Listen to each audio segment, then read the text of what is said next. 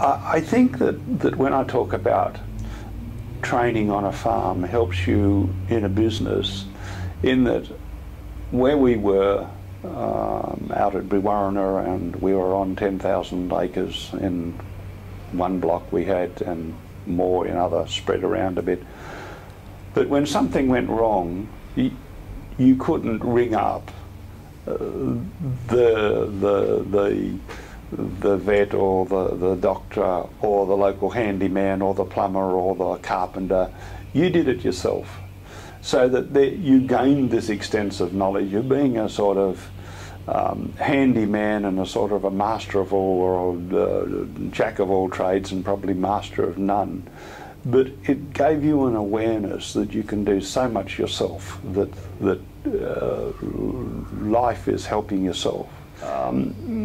With farming, farming is a business just the same as any other business, so that you have, you might have sheep or you might have cattle, and as a child we had both, but you had to have a breeding program and you had to have a selection process. You had to know how you were going to sell the stuff once you bred it. You had to form arrangements with stock and station agents and people who were able to on-sell your product, which is the same as we do now. We have distributors selling plastics, whereas there we had stock and station agents buying and selling sheep and cattle for us, so that we had to have the trading skills to follow up the newspapers and make sure that we had some idea of what market pricing was, so that the real estate or the stock and station agents were being reasonably honest with us.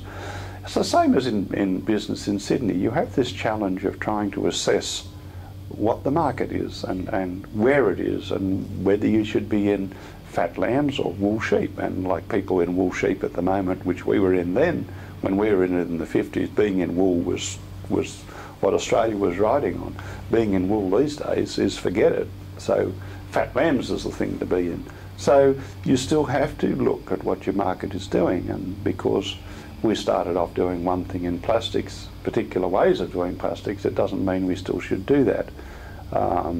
Markets changed, and you have to follow the trend, be it in the farming area or be it in your industrial business in Sydney. You see, I think times are always tough because there's a lot of us in this world out there trying to make a business, grow a business and do something. So if times are tough, you have to look at why they're tough and look for areas where it's not so difficult. Look for something slightly alternative to do, change your direction just a little bit, but there are always areas of growth, and it doesn't matter right through history, and in my experience I've been 50 years in the plastics industry, and I've seen great change, and one of the things that I've always remembered was that when I was at boarding school, the old headmaster said, never be the first to do anything, but never be the last. So you look for trends. It's those that follow the trend closely and get in before it's everyone's in, I think is the point.